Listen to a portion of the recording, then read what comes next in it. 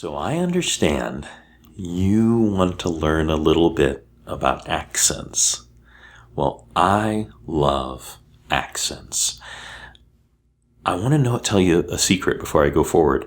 I'm not an expert. I'm not perfect. I'm not wonderful, but I can give a very good, decent accent because I know a few basic things. Most accents come down to just knowing a few basic things. It's like drawing a cartoon. If you draw a circle and you draw a body and you draw 2 legs and 2 arms, nobody's going to wonder if that's a person. They all know it's a person. Now, can you draw beautifully? Maybe, maybe not. But if you know just a few rules, you can do just about any accent. But what I really want to focus on today is English accent moving all the way to Western American accent, because there's a very logical progression to these voices, and this will help you. And it's all about where the voice is coming from. Okay? Stay with me on this. It's all about where the voice is coming from. We're going to start with English accent, a proper British accent. If you are speaking with a proper British accent, you are speaking with your lips. I want you to imagine that the voice that you are saying is coming from your lips, as if your lips were the thing creating the sound. Now, obviously, there is more to it than that. You are extending things. You are saying the R's and the O's, and you are rolling things when you are doing the English accent. But when you do the proper British accent, it is coming from your lips. And if you simply clip your voice at the lips, it will help you immensely to do that accent.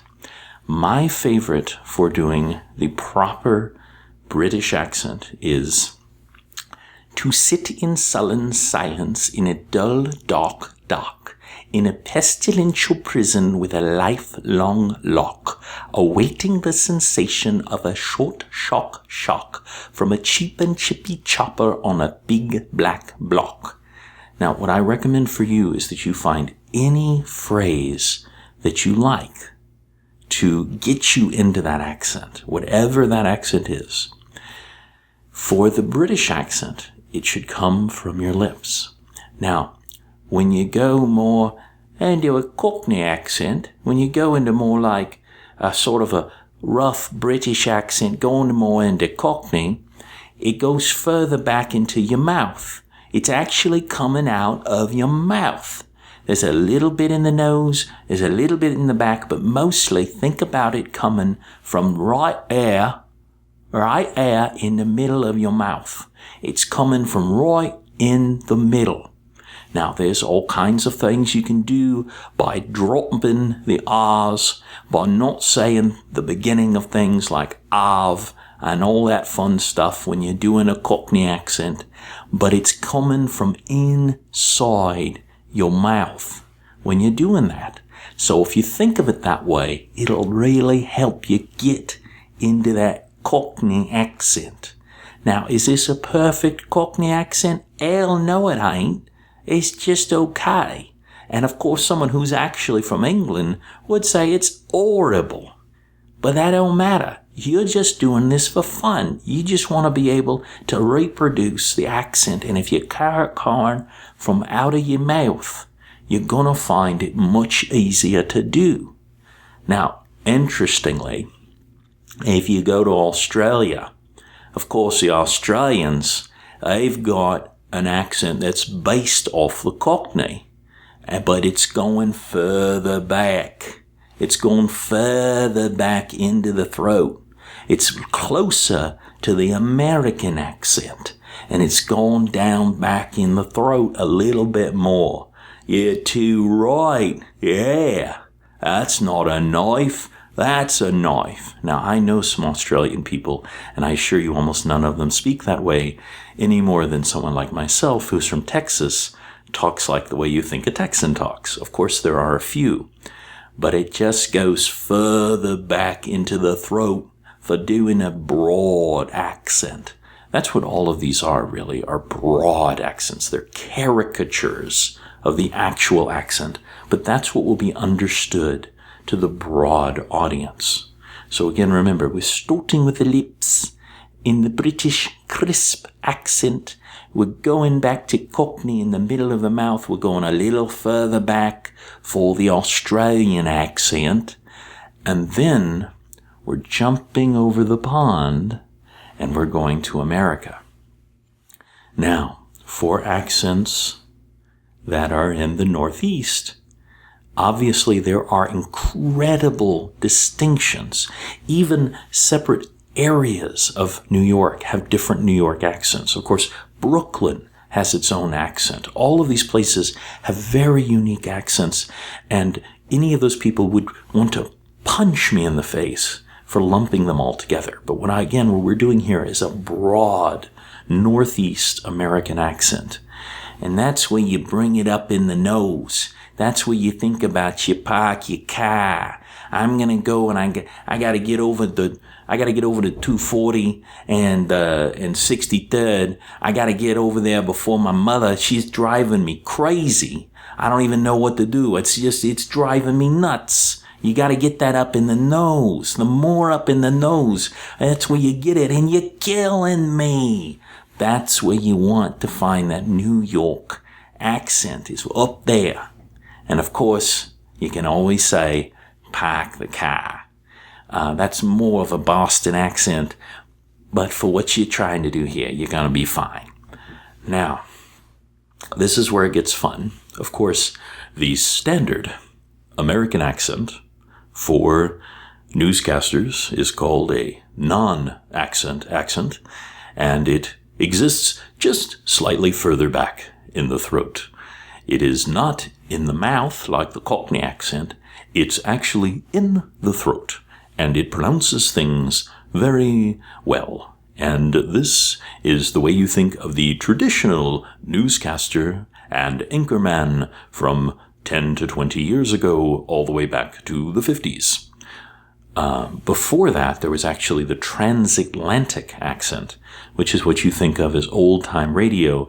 Interestingly, that was also up in the nose, but a little to the back, which would be more like, "Since Mr. Hitler has come in, we are going to fight this war, and we are never going to stop." That's more up in the nose if you ever want to do one of those old-timey radio voices. But now we come to my people, which is the South and the West. And when you get to the South or the West, you are swallowing the voice. You are absolutely swallowing it. You are just gulping it down. And that's where the slow Southern accent comes from. Now again, Southern is a wide variety of accents, all the way up from Missouri and all the way down to Texas, where my people are from, and all the way to Louisiana, where it's more of like it's more of a mushmouth kind of thing.